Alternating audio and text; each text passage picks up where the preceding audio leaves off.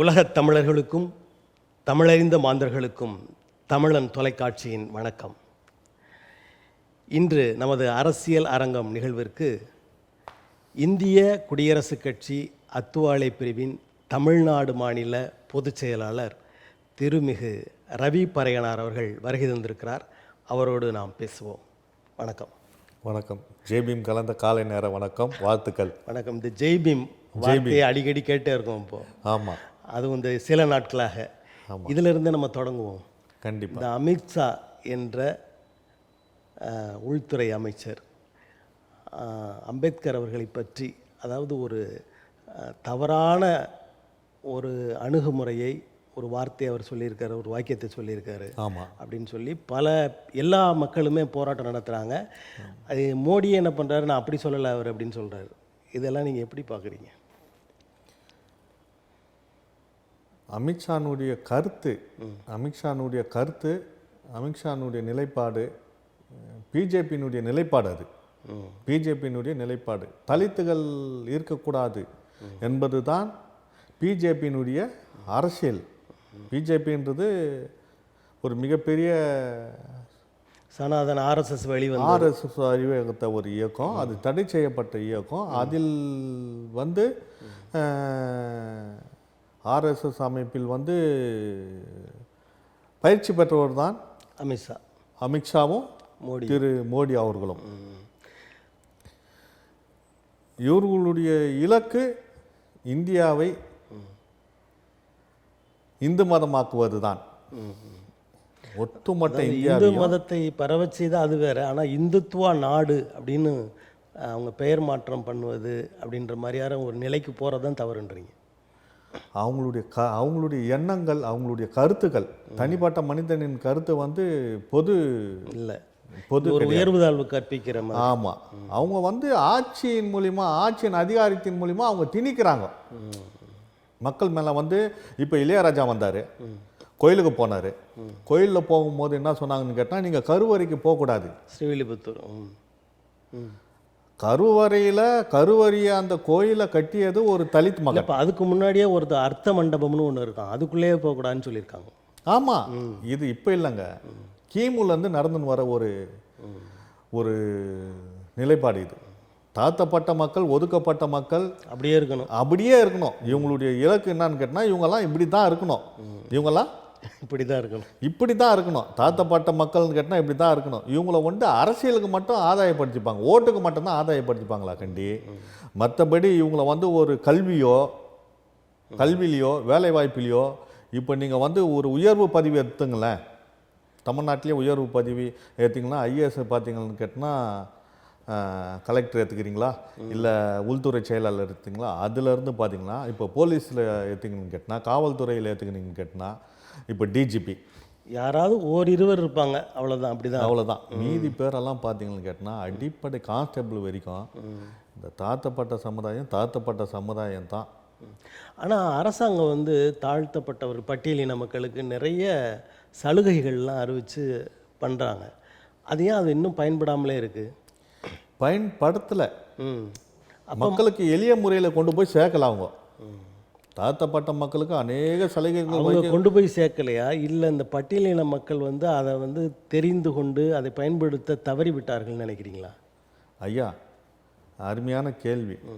இப்போ ஓட்டு எலெக்ஷனுக்கு வீடு வீடாக போயிட்டு நீங்கள் கேட்குறீங்கள, எனக்கு ஓட்டு போடுங்க, உனக்கு ஓட்டு போடுங்கன்னு. இன்னும் கல்வி அறியாமல் இருக்கிற மாநிலம் எத்தனையோ மாநிலம் இருக்குது, எத்தனையோ கிராமங்கள் இருக்குது. சாலை வசதி இல்லை, குடிநீர் வசதி இல்லை, கழிப்பிட வசதி இல்லை, மருத்துவ வசதி கிடையாது. இந்த வசதியெல்லாம் இல்லாத இருக்கிற மக்கள் தான் தலித் மக்கள், பறையர் சமுதாயம், தாழ்த்தப்பட்ட சமுதாயம். ஏன்னா தாழ்த்தப்பட்ட சமுதாயத்தில் பல்வேறு பிரிவுகள் இருக்குது. இப்போ பறையருக்கும் கீழே ஒருத்தங்க இருக்கிறாங்க, அருந்ததி இருக்கிறாங்க, இன்னும் சோ இருக்கிறாங்க. ஆனால் அவங்களுக்கெல்லாம் எங்களுக்கே இந்த நிலைமைன்னு கேட்டால் அவங்களுக்கு இன்னும். இப்போ நீங்களே அந்த மாதிரியான உங்களுக்கு கீழ் இருக்கிறார்கள் என்று நினைக்கப்படுகிறவர்களை நீங்கள் சரியாக நடத்துவதில்லைன்னு சொல்கிறாங்களே, அது உண்மைதானா? இல்லை, நாங்கள்லாம் ஒரு தாய் மக்கள் நாம் என்போம், ஒன்றே எங்கள் குலம் என்போம். இப்போ இப்படிப்பட்ட சூழலில் நீங்கள் உங்களுடைய தலைவர் அத்துவாலை அவர்கள் ஒரு அமைச்சராக இருக்கார். ஆமாம். மோடி அரசில் இது என்ன எதிரா இல்லையா, ஒரு முரணா தெரியலையா? முரணா தெரியலன்னா சில நேரங்களில் சில மனிதர்கள் அவர் மிகப்பெரிய போராளி. மகாராஷ்டிராவில் பார்த்தீங்கன்னு கேட்டால் இன்னைக்கு வந்து ராம்விலாஸ் பாஸ்வான் அவர் மறைவுக்கு பின்னாடி அவங்க பையன் இவர் வந்து கிட்டத்தட்ட ஒரு 50 வருஷம் ஆண்டுகால் இவர் வந்து அரசியல் பணி, சமுதாய பணி. இப்போ 2-3 நாட்களாக எல்லா கட்சிகளுமே அம்பேத்கரை தூக்கி பிடித்து ஜெய்பீம் சொல்லி ஒரு வேலையை பண்ணிகிட்டு இருக்கிறாங்க. நீங்கள் செய்த தவறு, நீங்கள் பதவி விலகுங்கன்ற அளவுக்கு பேசுகிறாங்க. இந்த அத்வாலே சத்தத்தை காணமே. அவர் குரல் கொடுப்பார். கொடுக்க வேண்டிய நேரத்தில் கரெக்டாக குரல் கொடுப்பார். அவரை பற்றி திருமாவளவனுக்கு தெரியும். இந்த ரஜினிகாந்த் நான் வர வேண்டிய நேரத்தில் வருவேன்னு சொல்லிட்டு வராமலே போனார், அந்த மாதிரி அத்வாலே இருந்துருவாரா? கண்டிப்பாக இருக்க மாட்டார். வர வேண்டிய நேரத்தில் கரெக்டாக வருவார். அவர் யாருக்கும் பயப்பட மாட்டார். அவர் பயப்படுறது இறைவன் ஒருவனுக்கு தான். மற்றபடி அவர் வந்து எங்கெல்லாம் தாழ்த்தப்பட்ட மக்கள் இருக்கிறாங்களோ அங்கெல்லாம் இவருடைய பாதங்கள் பதியும். இப்போ மற்றவர்கள் பேசுவதை விட, எதிர்ப்பு குரல் கொடுப்பதை விட, அம்பேத்கர் அவர்கள் தொடங்கிய கட்சியை வைத்திருக்கிற அத்வாலே அவர்கள் முதல் குரலாக அதை வெளியிட்டிருக்கணும், கண்டனத்தை தெரிவிச்சிருக்கணும் தானே? கண்டிப்பாக தெரிவிப்பார். அவருக்கு உடல்நல சரியில்லைன்னு நினைக்கிறேன். கண்டிப்பாக கொடுப்பாரு. அதுவும் மோடி காதுக்கு நல்லா, பாரத பிரதமர் மோடி அவர்களுடைய காதுக்கு நல்லா போய் கேட்குற மாதிரி, அவர் செவிகளில் சென்றடையும்படி அவர் நல்லா பாராளுமன்றத்திலே கேட்பார். அவர் தனியாக ஒரு சிறப்பு பேட்டியோ ஒரு பொதுமக்கள்கிட்டயோ அவர் குறைகளை வைக்க மாட்டார். பாராளுமன்றத்தில் போயிட்டு மோடிக்கு எதிராகவே அவர் கேட்பார். அம்பேத்கர் இல்லைன்னு கேட்டால் அமித்ஷா இல்லை, மோடி கூட இந்த சீட்டில் உட்கார முடியாது. அமித்ஷா எங்கேயோ ஒரு இடத்துல வேலை செஞ்சுன்னு இருக்கணும், மோடி ஏதோ ஒரு இடத்துல டீ கடையில் டீ ஆற்றின்னு இருந்துருக்கணும். அம்பேத்கர் போட்ட சட்ட பிச்சைகள் தான் இன்றைக்கி வந்து பிராமணருக்கே வேலை செய்யுது. நாங்கள் என்னன்னு கேட்டால் பிராமணரில் எத்தனையோ வகையான பிராமணர் இருக்கிறாங்க. கர்மாந்தத்துக்கு மட்டும்தான் போகணும், சில பேர் தாலி ஏற்று தான் கொடுக்கணும், சில பேர் ஏழை வீட்டுக்கு போகணும். அவங்களே உயர்வு தாழ்வு இருக்குது, உயர் தாழ்வு நிறைய இருக்குது. இப்போ நேற்று வந்து இந்த நாடாளுமன்றத்தில் வெளியில் போராட்டம் பண்ணுறாங்க, அதுக்கப்புறம் உள்ளே போகணுன்னு நினைக்கிறாங்க எதிர்கட்சியினர், அவர்களை தடுக்கிறாங்களே ஆளுங்கட்சி உறுப்பினர்கள்லாம். அது எப்படி, அதை எதில் சேர்த்துக்கிறது? அது அடக்குமுறை. இப்போ இளையராஜா கோயிலுக்கு போனார். இளையராஜா எம்பி, அவர் வந்து இந்து மதம் தான். இந்து மதத்தில் எத்தனை வகையான பிரிவுகள் இருக்குது பாருங்கள்.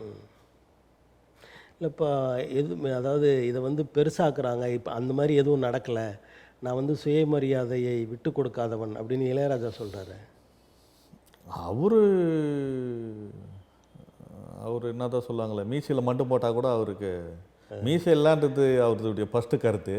ரெண்டாவது, அவர் வந்து அந்த பதிவு இருக்குது, அவருக்கு உண்டான அனைத்து சலுகைகளும் செஞ்சுருக்கிறாங்க இல்லையா. யார் யார் ஒரு ஹைலைட்ன்றாங்களோ எல்லாருக்கும் ஒரு பதவி. வெளியில் சொல்ல முடியல, உள்ளே இருக்கிறத வெளியில் சொல்ல முடியல, உள்ளுக்குள்ளே அழுவார். அது கொண்டு தான் இருப்பார் அவர் இளையராஜா. இப்போ இந்த மாதிரி சட்டத்திற்கு புறம்பாக பேசிகிட்டு இருக்காங்க, நடந்து கொண்டிருக்கிறார்கள் இந்த ஆட்சி.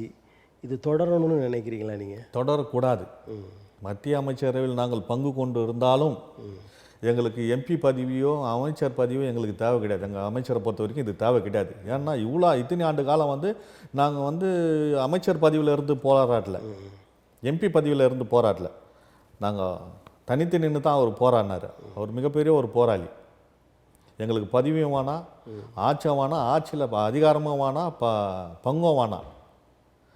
எங்களுடைய சமூகத்தை யார் இழிவுபடுத்துகிறார்களோ எங்களுக்கு, நான் இங்கே வந்து உட்காந்து நான் ஒரு வெள்ளைச்சட்டை போட்டுனுக்கிறேன்னு கேட்டேன்னா அது புரட்சியாளர் போட்ட பிச்சை. உங்களுக்கு மட்டும் இல்லை, பல பேருக்கு. கண்டிப்பாக அவர் போட்ட பிச்சை. இன்றைக்கி வந்து இந்த தேசத்தின் விடுதலை யாருன்னு கேட்டால், எங்களுடைய தேசத்தின் விடுதலை, இந்தியாவின் தேசத்தின் விடுதலை யாருன்னு கேட்டால் புரட்சியாளர் அண்ணல் அம்பேத்கர் தான். இந்த நேரத்தில் இந்த வார்த்தையை நீங்கள் விலக்கி கொள்ளுங்கள், அல்லது மன்னிப்பு கேளுங்கள், அல்லது உங்களது பதவியை விட்டு விலகுங்கள் அப்படின்னு உங்களுடைய தலைவர் சொல்லியிருக்க வேண்டாமா? சொல்லுவார் அப்படின்னு சொல்கிறீங்க. சொல்லுவார். மக்களும் போராட்டின்னு இருக்கிறாங்க. எங்கள் தமிழ்நாட்டில் பார்த்தோன்னா பல்வேறு பறையர் சமுதாயத்தை குறித்தும், தலித்துன்னு என்று சொல்லக்கூடாது, பறையர் சமுதாயத்தை குறித்தும் அநேக சமுதாயத்தை தலித்துன்னு ஏன் சொல்லக்கூடாதுன்றீங்க? தலித் என்றது ஒரு இழிவான சொல், தாழ்த்தப்பட்டவன், ம் ஒரு ஒரு மனிதன் கேவலமாக பார்க்குற ஒரு சொல். பறையன் என்பது ஒரு பெருமைக்குரிய சொல். அப்போ பட்டியல் இன மக்கள்னு சொல்கிறதும் தவறுன்னு நினைக்கிறீங்களா? பட்டியலின மக்கள் என்று அரசாங்கம் சொல்கிறது, நாங்கள் சொல்லிக்கல. நாங்கள் சொல்ல மாட்டோம். நான் தாழ்த்தப்பட்டவன் நான் சொல்லிப்பேனா? நான் சொல்ல மாட்டேன். என் பேர் ரவி பறையினார். என்னை விட என் நாடு பெருது, என் நாட்டை விட என் சமூகம் பெருது. ஆனால் நீங்கள் இதை உயர்வாக நினைக்கிறீங்க. ஆமாம். இந்த இனத்தில் இருக்கிற வேறு சிலர் வந்து பறையன்னு சொன்னால், பறையர் அப்படின்னு சொன்னால் ஒரு இழிவாக நினைக்கக்கூடிய ஆட்கள் இருப்பதாக சொல்கிறாங்களே. அவர்கள் சாபக்கேடு, என் இனத்தின் சாபக்கேடு அவர்கள். நீ பிறந்த மண்ணு இச்சமூகத்துக்காக போராடவில்லை என்றால் இச்சமூகத்தின் முதல் சாபக்கேடுன்னார் புரட்சியாளர் அண்ணல் அம்பேத்கர். கஷ்டப்பட்ட இந்த சமூகத்தில் பிறந்த நீ இந்த சமூகத்துக்காக போராடலன்னு கேட்டால் இந்த சமூகத்தின் முதல் சாபக்கேடுன்னு சொன்னார் புரட்சியாளர் அண்ணல் அம்பேத்கர். என்னை நான் அறிமுகப்படுத்திக்கணும், நான் யாருன்றது இந்த உலகத்துக்கு தெளிவுபடுத்தணும். அம்பேத்கர் அதனால தான் தெளிவுபடுத்தி காட்டினார் இந்த உலகத்துக்கு. இப்போ அம்பேத்கர் அவர்களை பற்றி தவறாக பேசி அமித்ஷா பதவி விலக வேண்டும், அவர் கண்டனத்தை தெரிவித்து எதிர்க்கட்சிகள் போராட்டங்கள் நடத்துகிறாங்க. அப்படி போராட்டம் நடத்துகிற வேளையில் ஒரு சிறிய சலசலப்பு ஏற்படுகிறது. இதில் வந்து நிறைய குற்றச்சாட்டுகளை ராகுல் காந்தி மீது கூறி ஒரு 5-6 வழக்குகள் பதியப்பட்டிருக்குதுன்னு சொல்கிறாங்க, எஃப்ஐஆர்லாம் போட்டிருக்காங்கன்னு சொல்கிறாங்க. இதை எப்படி பார்க்குறீங்க? அது இயற்கை இயல்பு தானே. அது எந்த அரசியல் கட்சி ஆளுங்கட்சி வந்தாலும் அவங்களுக்கு எதிராக, இப்போ ஸ்டாலின் வந்தார்னா ஸ்டாலின் வந்தார்னா எடப்பாடி மேலே கேஸ் போடுறதும், எடப்பாடி வந்தால் ஸ்டாலின் மேலே கேஸ் போடுறதும் இந்த இயற்கை தானே, இயல்பான ஒன்று தானே இது. இப்போ ராகுல் காந்தி வந்து மோடின்னு சொன்னார், அந்த ஒரு பிரச்சனையை வச்சு அவருடைய நாடாளுமன்ற உறுப்பினர் பதவியை பறித்தாங்க, அவங்க கொடுத்த வீட்டெல்லாம் எடுத்தாங்க. அந்த மாதிரி இந்த முறையும் ஏதாவது சூழ்ச்சி செய்கிறாங்களா? சூழ்ச்சிகள் நாங்கள் வந்து பார்த்தீங்கன்னு கேட்டால் மத்திய அமைச்சர்களெல்லாம் நாங்கள் பங்கு வகிக்கிறோம். சூழ்ச்சிகள்னு எப்படி சொல்ல முடியும்? நீங்கள் பங்குதாரர்களாக இருக்கிறோன்னு நாங்கள் எப்படி சொல்ல முடியும்? நாளைக்கு டெல்லியை கூப்பிட்டு எங்கள் அமைச்சர் சூழ்ச்சியில் பங்குதாரர் என்று சொல்லுவார், எப்படி நீ சொல்லான்னு கேட்பாரு. அப்படியெல்லாம் கிடையாது. தர்மத்தின் வாழ்வுதனை சூதுக்கவும் மறுபடியும் தர்மம் வெல்லுன்ற மாதிரி அமித்ஷா தனிப்பட்ட கருத்து, அது மோடியினுடைய தனிப்பட்ட கருத்து. இது அரசு சிம்பல் போட்ட கருத்து கிடையாது, இந்தியாவின் ஒட்டுமொத்த கருத்து கிடையாது. அமித்ஷா என்ற தனி மனிதர் எந்த பொறுப்பிலும் இல்லாதவர் சொல்லியிருந்தால் அதை நீங்கள் சொல்கிற ஏற்றுக்கலாம். ஆமாம். ஒரு நாட்டோட உள்துறை அமைச்சர், அதுவும் வெளியில் சொல்லலை, நாடாளுமன்றத்தில் சொல்கிறாரு. அப்படின்ற போது அவர் சொல்கிறது வந்து முக்கியத்துவம் பெறுதில்ல. கண்டிப்பாக முக்கியத்துவம் இருக்கிறதுனால தான் அவர் சொல்கிறாரு. இப்போ எங்கே இருந்து அந்த வார்த்தையை சொன்னால் அங்கெல்லாம் போய் சேருமோ அந்த இடத்துல இருந்து சொல்கிறாரு. இனிமேலாவது அமித்ஷா வந்து இது போன்ற வார்த்தைகளை பயன்படுத்தக்கூடாது. இது அதானி பிரச்சனையை பேச போகிறோம், நீங்கள் அதை பேசுங்க அப்படின்னு எதிர்க்கட்சிகள்லாம் சொன்னதை மடைமாற்றுவதற்காக, அதை வந்து அதிலிருந்து மக்கள் மாறணும், அந்த கருத்தை மறுபடியும் மக்கள் தொடரக்கூடாதுன்றதுக்காக இப்படி செய்கிறாங்க அப்படின்னு சொல்கிறாங்க சிலர். அதெல்லாம் பொய்யான ஒரு கருத்து. இது வேணும்னே சொன்னது தான். நிஜம்னே சொல்லலாம். மனசில் இருக்கிறது தான் வாயில் வரும். இப்போ நான் என்ன நினைக்கிறேன்னா அதை தான் பேச முடியும். என் இருதயத்தில் என்ன இருக்குதோ அதை தான் நான் வாய்மொழியாக பேச முடியும். எதை பார்க்கணும்னு நினைக்கிறனோ நான் நினைக்கிறத தான் நான் பார்க்க முடியும், நான் நினைக்கிறத தான் கேட்க முடியும், நான் நினைக்கிறத தான் பேச முடியும். அவர் நினைக்கிறார் அம்பேத்கர் அம்பேத்கர் அம்பேத்கர்னு சொன்னால் அம்பேத்கர் தான். அம்பேத்கர் இல்லைன்னா எங்கே படிப்பு இருக்குது? அவர் பேரை சொல்கிறத விட கடவுள் பேரை சொன்னீங்கன்னா நீங்கள் சொர்க்கத்துக்கு போகலாம் அப்படின்றாரு. நரகத்துக்கு தான் போவார் அமித்ஷா. நரகத்துக்கு தான் போவார், அதில் எந்த ஒரு மாற்றமும் கிடையாது. ஏன்னு சொன்னீங்கன்னு கேட்டால் இல்லாத ஒன்று இருக்குதுன்னு சொல்கிறார் அவர். அம்பேத்கர் சொன்னார், இந்து மதம் என்பது ஒரு பொய்யான மதம். ஒரு ஆலயத்தை கட்டினால் நூற்றுக்கணக்கான பிச்சைக்காரர்கள் உருவாவார்கள், ஒரு பள்ளியை கட்டினால் ஆயிரக்கணக்கான லட்சக்கணக்கான ஞானிகளும் அறிவாளிகளும் மேதைகளும் உருவாவார்கள்னு சொன்னார் புரட்சியாளர் அண்ணல் அம்பேத்கர். நீங்கள் ஆலயத்தை கட்டுறதை பார்ப்பீங்களா இல்லை பள்ளியை கட்டுறதை பார்ப்பீங்களா? அவர் உண்மையிலேயே இந்த தேசத்தின் ஒரு அமைச்சர், மிகப்பெரிய அமைச்சர். அவர் அது பேசியது மிகப்பெரிய தப்பு. அது அவர் வந்து எந்த இடத்துல சொன்னாரோ அதே இடத்துல நான் பேசுறது தப்புன்னு சொல்லி அவரே பொது மன்னிப்பு கேட்டு விலகணும். இப்போ தொடர்ந்து பாரதிய ஜனதா கட்சி ஆட்சி வந்து ஆம், பறையர்களுக்கு அல்லது பட்டியலின நீங்கள் சொன்னதுனால தலித்துன்ற வார்த்தையை நான் சொல்லாமல் இருக்கேன். பட்டியலின மக்களுக்கு பறையர்களுக்கு விரோதமாகவே எதிராகவே பேசிகிட்டு இருக்காங்க, செயல்பட்டு வருகிறார்கள் அப்படின்னு தெரியுது. ஆனாலும் அவங்களோட தொடர்ந்து நீங்கள் கூட்டணியில் இருக்கிறதுக்கான ரகசியம் என்ன? ஒரு 10 பேர் சேர்ந்து ஒருத்தர் அடிக்கிறாங்க. அந்த 10 பேரோட ஒருத்தர் சேர்ந்தால் தான் அந்த அடியை கம்மி பண்ண முடியும். ஒரு 4 பேராவது மடக்க முடியும். இப்போ நான் ஒரு 4 பேரை மடக்க முடியும். மீதி 5 பேர் அடிப்பாங்க. அந்த 10 பேரில் நான் ஒருத்தன் இல்லைன்னு கேட்டனா 10 பேர்லேயும் நானும் ஒருத்தனா சேர்ந்து அவனை அடிக்க முடியும். இப்போ நீங்கள் அவங்கள பிடிச்சிக்கிட்டு மற்றவங்களை அடிக்க விடுறீங்க அப்படியா? அப்படியெல்லாம் கிடையாது. அடிக்கிறவன் அன்னிலேருந்து இந்தியாவுக்கு சுதந்திரம் கிடைக்காத முன்னதுலேருந்து அச்சுன்னு தான் இருக்கிறான். இந்தியாவை பாகிஸ்தான்லேருந்து இந்தியாவை வந்து பிரித்தான், பாகிஸ்தானை பிரித்தான். அப்போதில் இந்தியாவுக்கு சுதந்திரம் கிடைக்கிறது முன்னாடியிலே எவ்வளோ கொடுமைகள் நடந்துன்னு வந்தது. கொடுமைகளை எல்லாரும் ஒரு அளவு தட்டி காக்க முடியும். இப்போ ஒரே ஒரு அமைச்சர் தான், ராம்தாஸ் அத்வாலே இருக்கிறாரா, அவர் மட்டும்தான் அதை கேட்க முடியும். வேறு யாராலையும் மத்தியில் கேட்க முடியாது. கேட்டாங்கன்னா கூட அவங்களுடைய செவிகளில் போய் கேட்காது. அண்ணன் திருமாவளவன் இருக்கிறாரு, இங்கே அண்ணன் மூர்த்தி அண்ணன் இருக்கிறாரு, அநேக தலைவர் ஏர்போர்ட் மூர்த்தி இருக்கிறாரு. எவ்வளோ தலைவர்கள் இருந்தாலும் தேசத்தின் அளவு இந்தியா லெவலில் போய் சென்றடையாது. நம்ம பேசுகிற வார்த்தை போய் சென்றடையாது. ஆனால் எழுச்சி தமிழர் திருமா அவர்கள் பேசுவது நாடு முழுக்க கேட்குது தானே? கேட்குது. ஆனால் ஒரு எம்பியாக இருந்து பேசுகிறதுக்கும் ஒரு அமைச்சராக இருந்து பேசுகிறதுக்கும் வித்தியாசங்கள் இருக்குது இல்லையா? எங்கேருந்து குரலை உயர்த்தி பேச முடியுமோ, உங்களது உரிமைகளுக்காக நீங்கள் அமைச்சரவையில் இருக்கிறீங்க அப்படின்னு சொல்ல வரீங்க. அதுதான் உண்மை. எங்கள் உரிமைக்காக நாங்கள் எங்கேருந்து போராடணுமோ அங்கேருந்து போராடுறோம். இப்போ தமிழ்நாட்டை பொறுத்தவரை புதிதாக வந்திருக்கிற நடிகர் விஜய் அவர்கள் நேரடியாகவே கண்டனம் தெரிவிக்கிறார் அமித்ஷாவுக்கு. நீங்கள் அம்பேத்கர் அப்படி பேசுனது தவறு அப்படின்னு சொல்லி. இதை நீங்கள் எப்படி பார்க்குறீங்க? சுறுசுறுப்பான ஒரு இளைஞர், மனநிறைவான ஒரு இளைஞர், திரையுலகத்தில் சம்பாரிச்சது போதும், என்னை இந்த நிலைக்கு கொண்டு வந்த மக்களை, அந்த மக்களுக்கு ஏதாகிலும் நான் செய்யணும்னு சொல்லிட்டு எத்தனையோ நடிகர்கள் இருக்கிறாங்க. இப்போ ரஜினி இருக்கிறாரு, நான் வரேன்னு சொல்கிறாரா கண்டி இது வரைக்கும் வந்த பாடு காணோம். அவருடைய ரசிகர் முடிவு பண்ணிட்டார், சொல்லிட்டாரு. நான் ஐயா வரலன்னு சொல்லிட்டாரு. அது அப்பவே சொல்லியிருக்கலாமே, 30 வருஷத்துக்கு முன்னாடி சொல்லியிருக்கலாமே. தகுந்த நாட்கள் பார்த்துட்டு வந்திருக்காரு, சரியாக வரலன்னு விட்டார். அப்போல்லாம் 10 கோடி சம்பளம், இன்றைக்கி 250 கோடி 300 கோடி சம்பளம். அதனால் இப்போ சொல்கிறாரு. இன்னும் இது சொன்னது அவருக்கு வந்து ரொம்ப தாமதமாக சொன்னார். தாமதம் கிடையாது, ரொம்ப சீக்கிரம் சொல்லிட்டாரு. இன்னும் ஒரு 10 படம் கூட நடிச்சிருக்கலாம். 300 கோடினா இன்னும் ஒரு 10 படம் என்ன வேலை ஆச்சு? 3000 கோடி. அவர் இந்த சமுதாயத்துக்கோசமோ இந்த நாட்டுக்காகவோ எதுக்காகவும் ஒன்றுமே பண்ணல. அவருடைய பங்கு என்ன பங்குன்னு சொல்கிறீங்க நீங்கள்? ரஜினிகாந்தினுடைய தனி நபருடைய பங்கு என்ன இந்த நாட்டுக்கு? அப்படிப்பட்ட ஒருத்தரை தமிழ் தேசியம் பேசுகிற, தமிழர்களுக்காக உழைக்கிறேன், தமிழர்கள் ஆட்சிக்கு வர வேண்டும் என்று தொடர்ந்து பேசி கொண்டிருக்கிற சீமானவர்கள் அவரை போய் பார்த்து நாங்கள் அரசியல் பேசணும்னு சொல்கிறாரு. இதை எப்படி பார்க்குறீங்க நீங்கள்? அவரை போய் பார்த்து இவர் என்ன பண்ண போகிறாரு?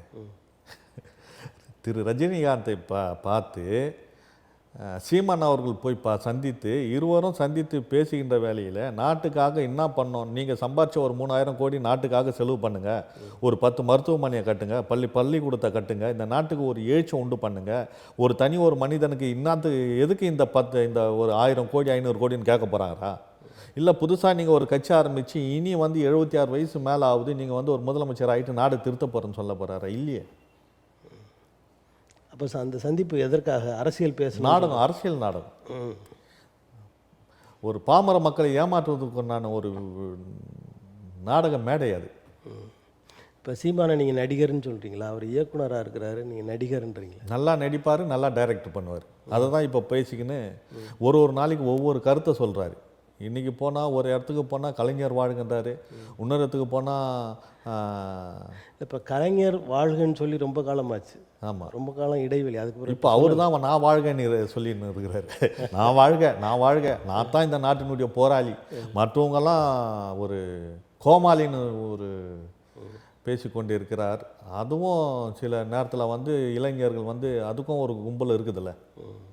இப்போ அந்த கட்சியிலேருந்து மாவட்ட செயலாளர்கள் அவர்களோடு தொடர்ந்து சில பொறுப்பாளர்கள் மற்ற உறுப்பினர்கள்லாம் தொடர்ந்து வெளியில் போயிட்டே இருக்காங்க. சிலர் வந்து திராவிட முன்னேற்றக் கழகத்தில், அண்ணா திராவிட முன்னேற்றக் கழகம், இப்படி கட்சிகள் எல்லாம் இணைஞ்சிட்ருக்காங்க. இது எதை காட்டுகிறது? அது அவங்கள தான் கேட்கணும். இப்போ பதிவு கொடுக்குறாங்க. இந்த இடத்துல பகுதி செயலாளர், அடுத்த கட்சிக்கு போனால் மாவட்ட செயலாளர்ன்ற ஒரு பதவி ஆசை. இவர் வந்து அரசியல் சாசனத்தை இவர் வந்து ஒரு அரசியல் நோக்கி பயணிக்கலை. இவர் வந்து பணத்தை நோக்கியோ வேற என்ன ஒரு ஏடிஎம்கே கூப்பிடுவாங்க நம்மளை.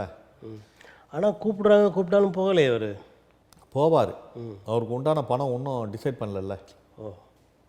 இத்தனி கோடி தரேன், இத்தனி சீட்டு தரேன்னு அவர்கிட்ட நேர்முகமாக போய் பேசலை. போய் பேசினா தானே அவர் போய் பேசுவார். ஆனால் இப்படி கூட்டணி சேருவதை விட அவர்கள் ஓட்டை நான் பிரிக்கிறேன், இவர்கள் ஓட்டை பிரிக்கிறேன் அப்படின்னு சொல்லி அதன் மூலமாக இவர் பணம் பெறுகிறார் அப்படின்னு சொல்கிறாங்களே. உண்மை அதுதானே. இப்போ திராவிட கழகத்தை பார்த்தீங்கன்னு கேட்டால் அவர் திமுக கட்சி மேலே ஒரு கொந்தளிப்பு இருக்கும், அண்ணா திமுக மேலே ஒரு கொந்தளிப்பு இருக்கும், காங்கிரஸ் மேலே ஒரு கொந்தளிப்பு இருக்கும். குற்றங்கள் இல்லாத கட்சிகள் இந்த 3 கட்சிகளும் கிடையாது. பிஜேபி கிடையாது, காங்கிரஸ் கிடையாது, ஏடிஎம்கே கிடையாது, டிஎம்கே கிடையாது. எல்லா கட்சிகள், ஆள்கிற கட்சிகள் உண்மையானவங்க இல்லை, அவங்கள்ட்ட குற்றம் இல்லாமல் இல்லைன்னு சொல்கிறீங்க. குற்றங்கள் இருக்குது, நிறைய குற்றங்கள் இருக்குது. இப்போ கூட தண்ணி தொட்டியில் மலம் கழித்தார்கள், அது யாருன்னு கண்டுபிடிக்கல. ஏன் அதுக்கு நீங்கள் எல்லாம் போராடலை? அதை பற்றி போராடுறோமே. அரசு வந்து இதுக்குன்னு ஒரு தனி குழு அமைச்சு, ஒன்றியத்திலேயே நீங்கள் ஒரு அமைச்சராக இருக்கீங்க, உங்கள் கட்சி தலைவர் அமைச்சராக இருக்கார்.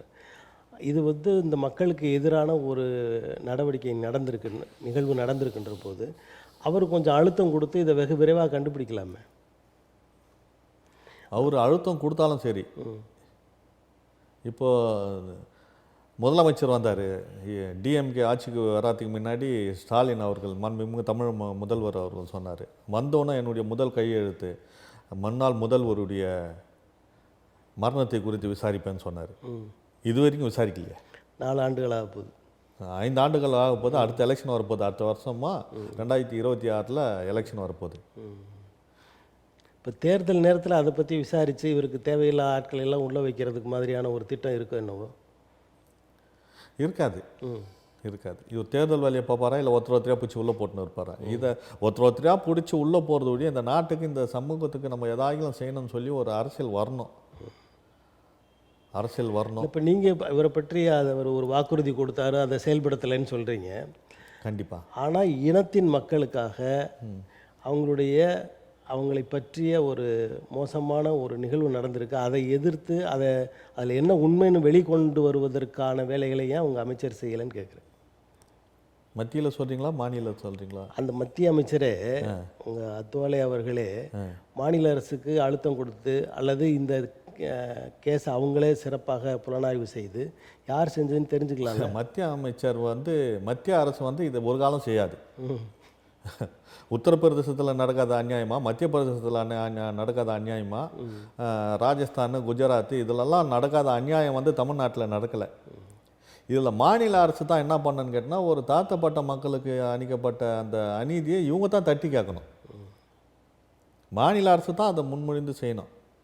சென்ட்ரல்லேருந்து ஒரு போர்டு வருது இல்லையா, ஸ்டேட் போர்டு வச்சு நீங்கள் செய்யலாமே. இல்லை, இப்போ இவங்க செய்யலை, இவங்க வந்து இன்னும் கண்டுபிடிக்க முடியலன்ற போது அது ஒன்றிய அரசு உள்ளே வரலாம். ஒன்றிய அரசில் அமைச்சர் பொறுப்பில் இருக்கார் அவர், அப்படின்ற போது அதை அழுத்தம் கொடுத்து சீக்கிரமாக வெளியில் கொண்டு வரலாம்ல. கண்டிப்பாக நாங்கள்லாம் ப்ரெஸ் பண்ணி தான் இருக்கிறோம்.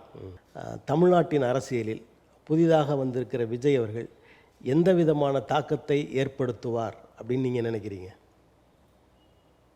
எந்த விதமான தாக்கத்தை ஏற்படுத்துவார்னு கேட்டிங்கன்னு கேட்டால், வர எலெக்ஷனில் தான் தெரியும் அவர் யார் கூட கூட்டணி நிற்கிறாரு, இல்லை இண்டிபெண்ட்டாக நிற்கிறாரா, இல்லை கூட்டணியில் இருக்கிறாரா, அவர் வந்தால் மக்களுக்கு என்ன வாக்குறுதி கொடுக்குறாரு. திமுக கொடுக்காத வாக்குறுதி, அண்ணா திமுக கொடுக்காத வாக்குறுதி, தேமுதிக கொடுக்காத வாக்குறுதி, காங்கிரஸ் கொடுக்காத வாக்குறுதி, பிஜேபி கொடுக்காத வாக்குறுதியெல்லாம் இவர் கொடுத்துட போகிறது கிடையாது.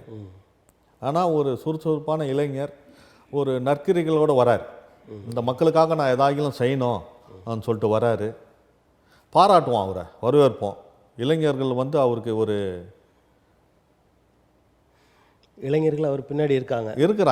இருக்கிறாங்கன்றதை நிரூபிச்சிட்டாரு. ஆமாம். இப்போது அதாவது திராவிட முன்னேற்றக் கழகம், அண்ணா திராவிட முன்னேற்றக் கழகம், இந்த 2 கட்சிகள் தான் ஆட்சிக்கு வந்துட்டே இருக்காங்க.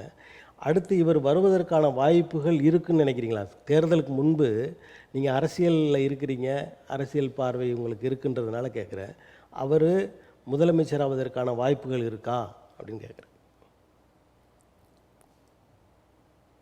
இப்போது விஜயகாந்த் சார் நம்ம வருவாரான்னு சொல்ல முடியல, ஆனால் வந்துட்டார், எதிர்கட்சி தலைவராக உட்காந்தார்.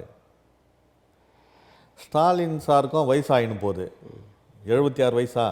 ஆமாம், அவர் வயசானா அடுத்தவர் தயாராக இருக்கார்ல. அவருக்கு இவரும் தயாராக இருப்பார்ல.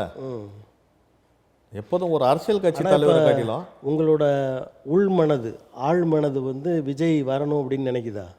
அதில் எந்த ஒரு தப்பும் இல்லையே. மக்களுக்காக, தாழ்த்தப்பட்ட மக்களுக்காக, பொதுமக்களுக்காக நன்மை செய்யணும்னு யார் வந்தாலும் அவங்கள வரவேற்கிறது தான். இப்போ இந்திய குடியரசுக் கட்சி தமிழ்நாட்டு பொதுச் செயலாளராக இருக்கிற நீங்கள் அந்த விஜய் கட்சியோடு கூட்டணி வைப்பதற்கு உங்கள் மேலிடத்தை நீங்கள் வற்புறுத்துவீங்க எல்லாம்? கண்டிப்பாக வற்புறுத்துவோம்.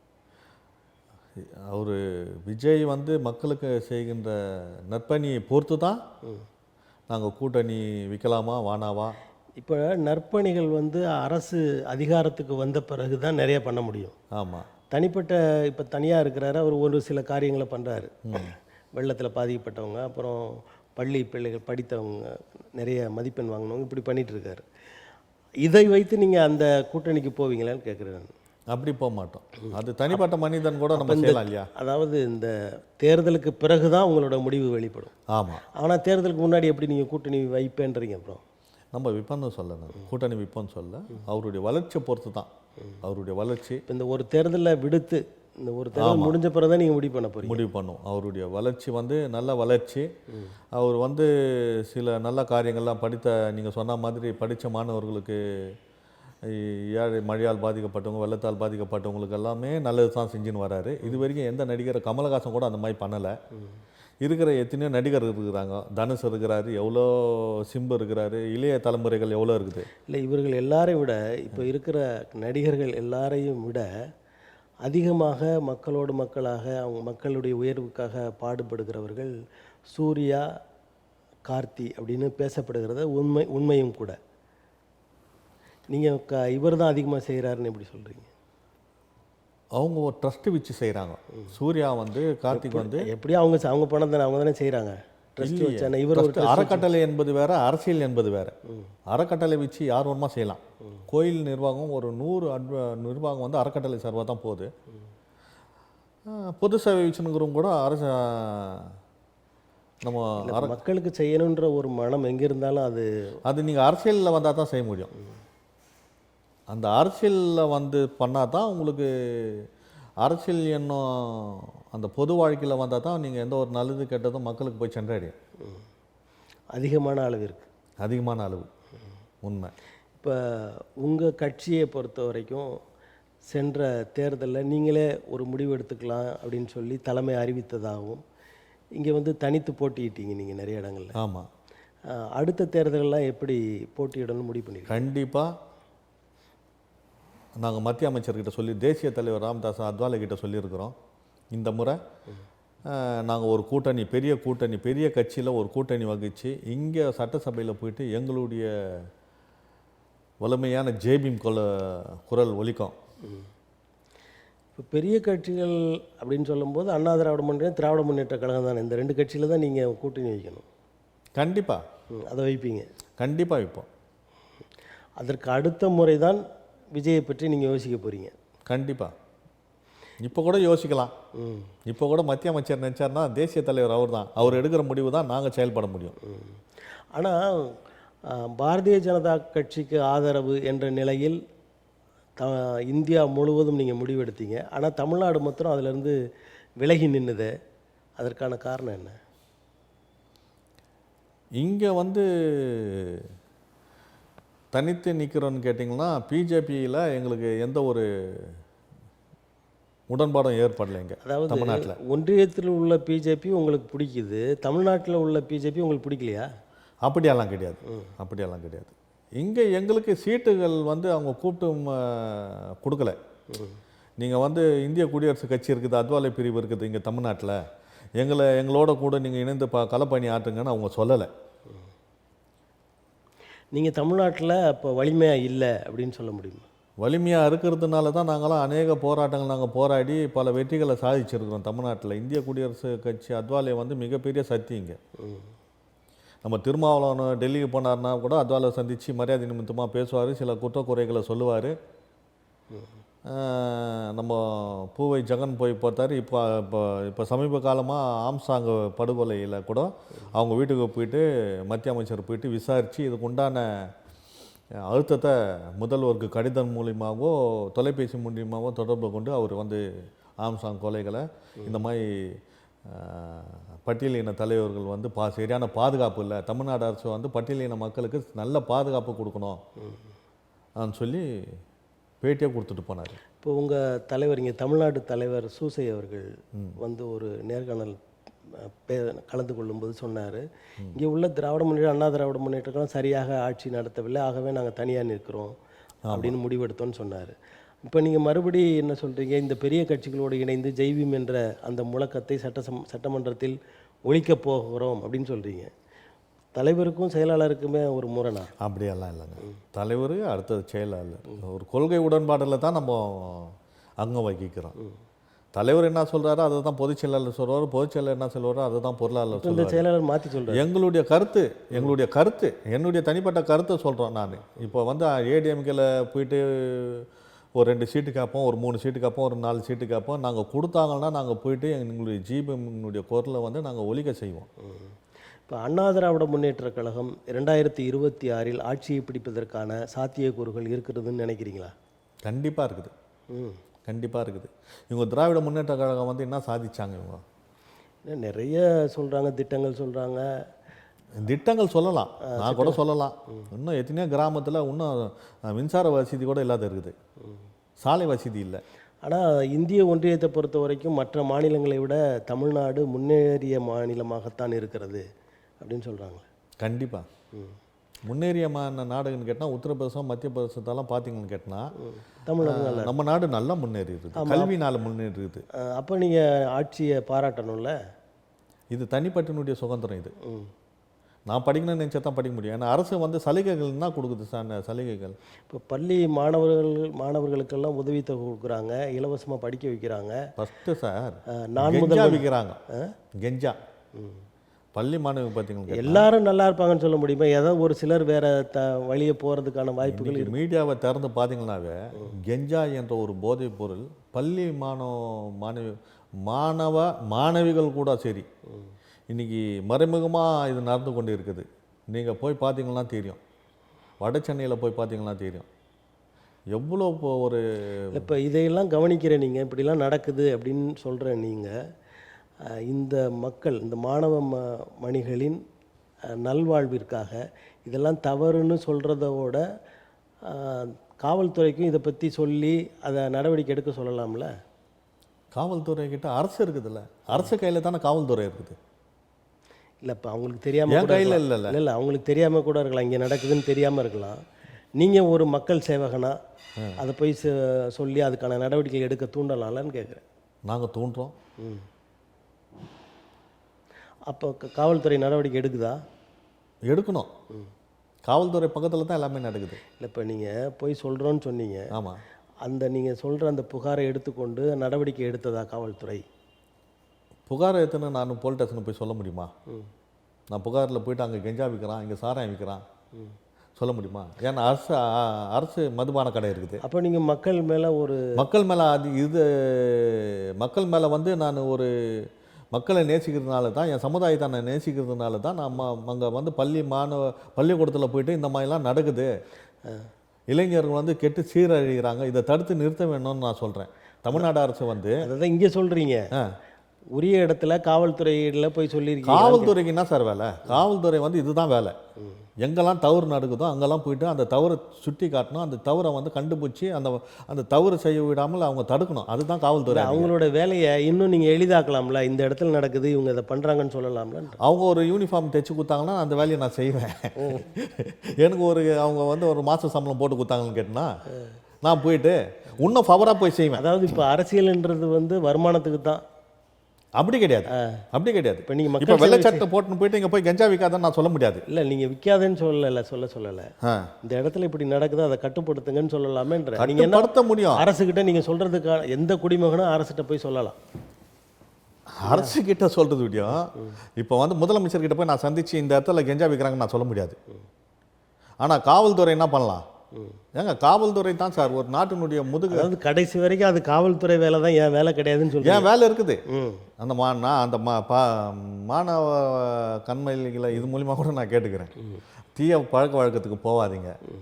அம்பேத்கர் சொன்ன மாதிரி இல்லை, அந்த மாதிரியான மாணவர்களை தனிப்பட்ட முறையில் அழைத்து ஒரு அம்பேத்கர் படிப்பகம் என்று ஏதாவது ஒரு தொடங்கி நூற்றுக்கணக்கான இரவு பாடசாலை இருக்குது, அந்த இடங்களுக்கு அழைத்துட்டு வரலாம்ல. அழைச்சின்னு போகிறோம். நாங்கள் கல்வியை கொடுக்குறோம்.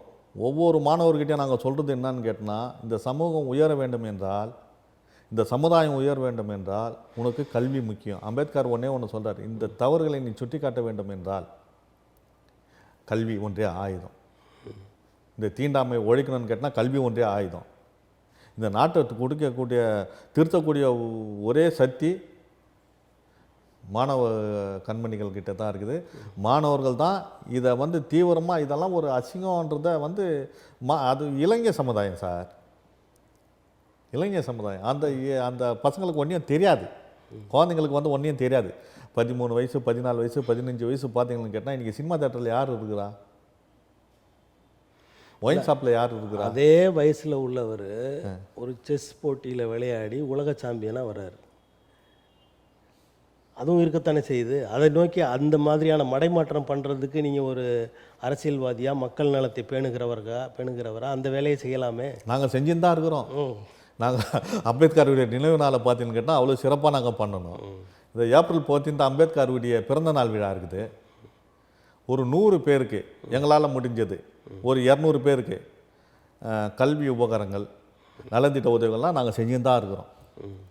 உங்களோட இந்திய குடியரசு அத்துவாலை பிரிவு கட்சி சென்னையில் மட்டும் சிலர் அப்படி இருக்கிறீங்க, 1-2 பேர் இந்த நேர்காணலில் வர்றீங்க தெரியுது.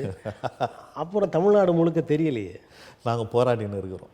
நாங்கள் தமிழ்நாடு முழுக்க நாங்கள் இந்த கட்சி இந்திய குடியரசு கட்சி அத்வாலை பிரிவு வந்து எல்லா மாவட்டத்திலையும் இருக்குது. மாவட்ட தலைவர் இருக்கிறாங்க, மாவட்ட செயலாளர் இருக்கிறாங்க, மாவட்ட பொருளாளர் இருக்கிறாங்க, எல்லாருமே இருக்கிறாங்க. அதாவது அம்பேத்கரால் தோற்றுவிக்கப்பட்ட கட்சி, அந்த கட்சியின் உறுப்பினர்கள் நிர்வாகிகள் அம்பேத்கரை பற்றி ஒருத்தர் பேசினது, அதாவது எப்படியோ ஒரு தவறான முறையில் பேசினதை கண்டும் காணாமல் இருப்பது, அது மனசுக்கு ஒரு நெருடலாக இல்லையா? அது ஏங்க, நீங்கள் பேசுறது எனக்கு வியப்பாக இருக்குது. அம்பேத்கர் கட்சி என்ன பண்ணாங்க? நாங்கள் கட்சி சார்பாக நாங்கள் ஆர்ப்பாட்டம் நடத்தினோம். போன அதிமுக ஆட்சியில் கூட இந்த நிகழ்வுக்கு அவங்க அமித்ஷா நிகழ்வுக்கு என்ன பண்ணீங்க? ஆர்ப்பாட்டம் அறிவிச்சிருக்கிறார் மாநில தலைவர்.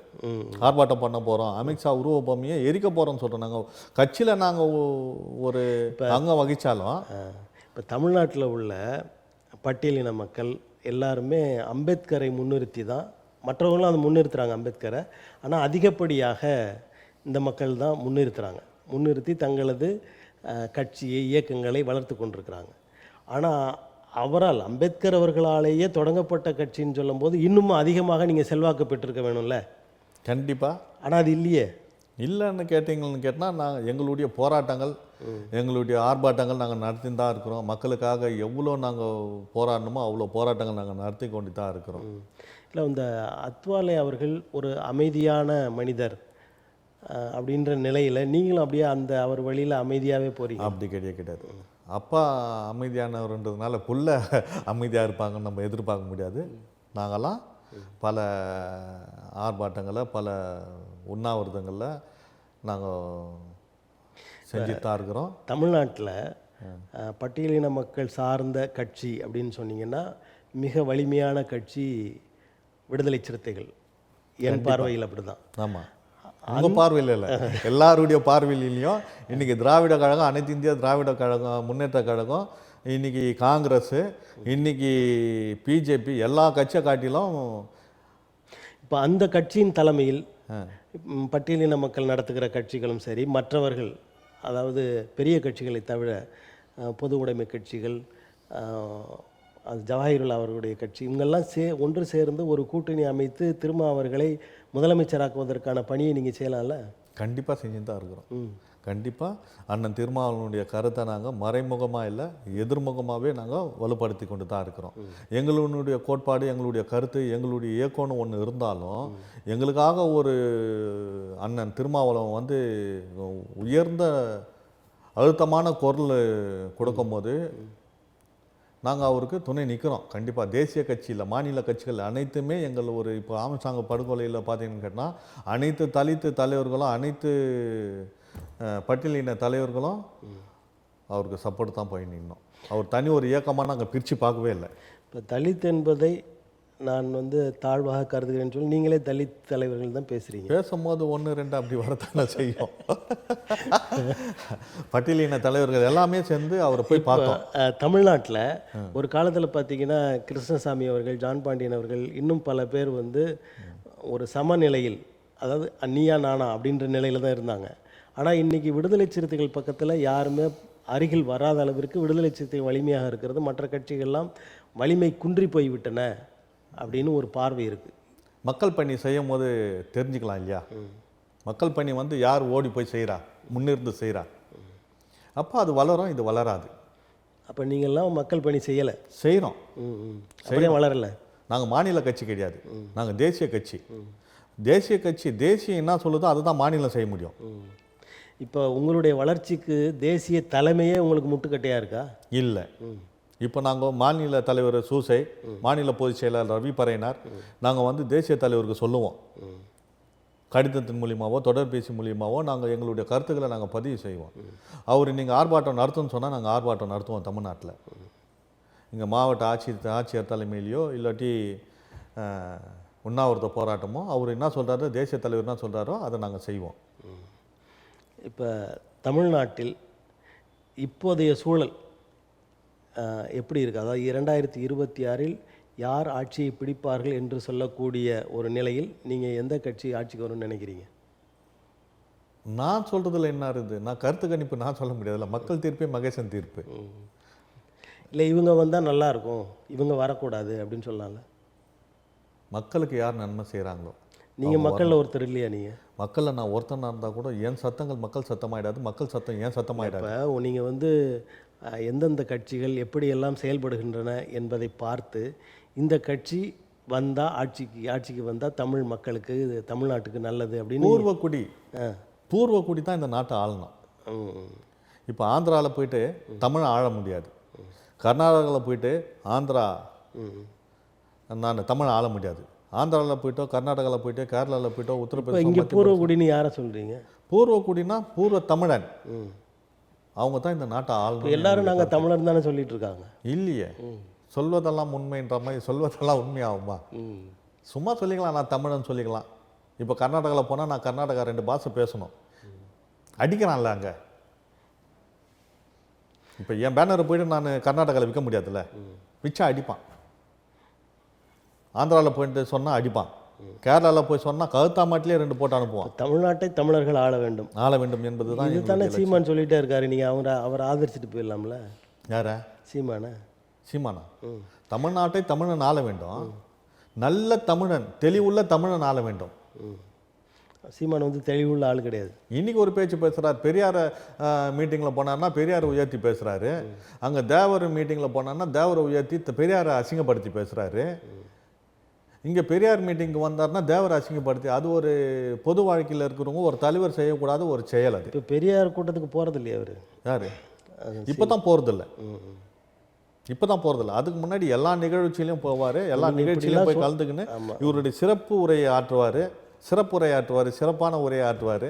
எங்கெங்கே போகிறாரு, இன்றைக்கி ஒரு பேச்சு பேசுவார், நாளைக்கு ஒரு பேச்சு பேசுவார், நாளைக்கு ஒரு பேச்சு பேசுவார். இவர் நீங்கள் இப்படிலாம் சொல்கிறீங்க, ஆனால் அவர் படிப்படியாக உயர்ந்து ஒரு 8 விழுக்காடு வாக்குகள் 35-36 லட்சம் வாக்குகள் வாங்கியிருக்காரு.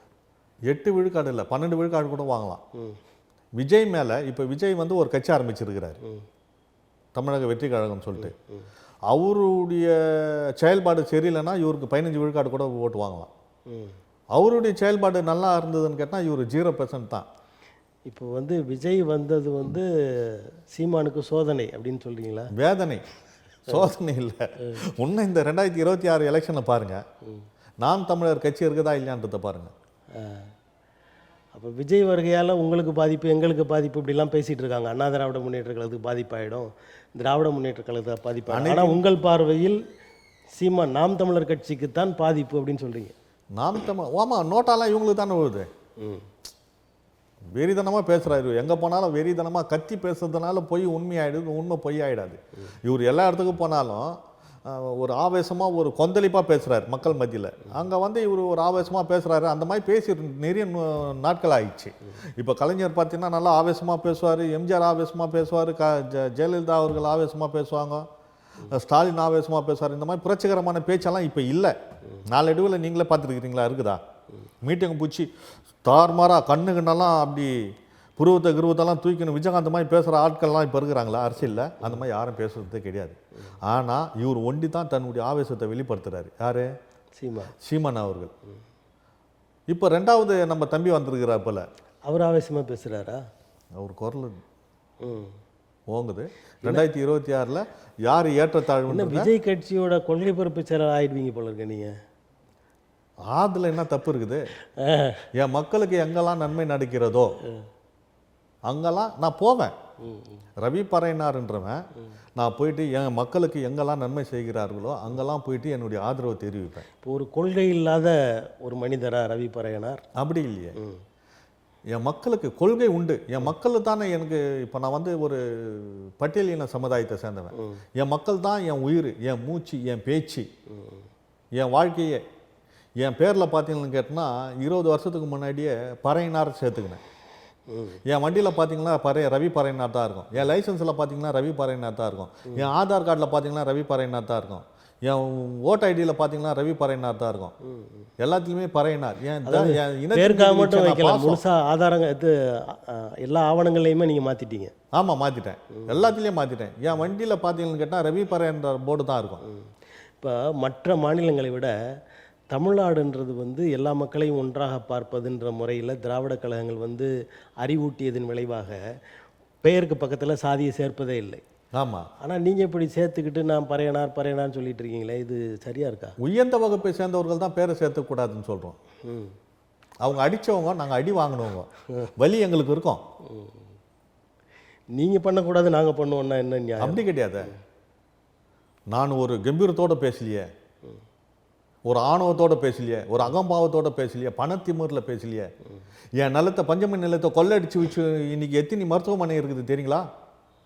இன்றைக்கி எத்தனை மருத்துவமனை இருக்குது தெரியுமா? எத்தனை கோயில் இருக்குது தெரியுமா? ஏக்கர் கணக்காக இருக்குது கோயில், ஏக்கர் கணக்காக இருக்குது ஹாஸ்பிட்டல், மருத்துவமனை வச்சுன்னு கொள்ளை வச்சுன்னுக்குறாங்க. எங்களுடைய பிரிட்டிஷ் காட்டம் போட்ட பிச்சை அது. ஆளுக்கு ஒரு 3 சென்ட்டு 3 சென்ட்டுன்றது இந்த பஞ்சமி நிலன்றது எங்களுக்கு போட்ட மக்களுக்கு. இவங்க இந்த மக்கள் கீழ் நிலையில் மக்களுக்கு ஒன்றுமே இல்லை.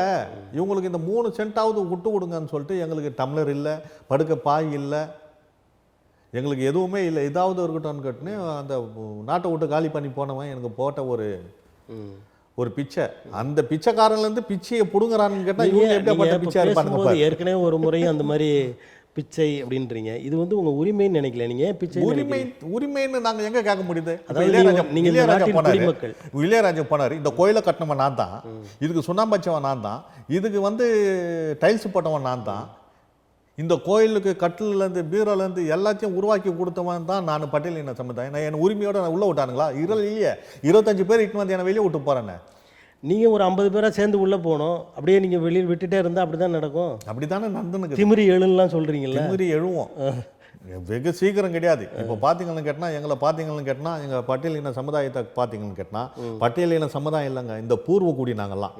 இந்த நாட்டை உருவாக்கணுங்க. நாங்கள் இந்த நாட்டை வந்து உருவாக்கணுங்க தமிழன் சொல்கிறான்.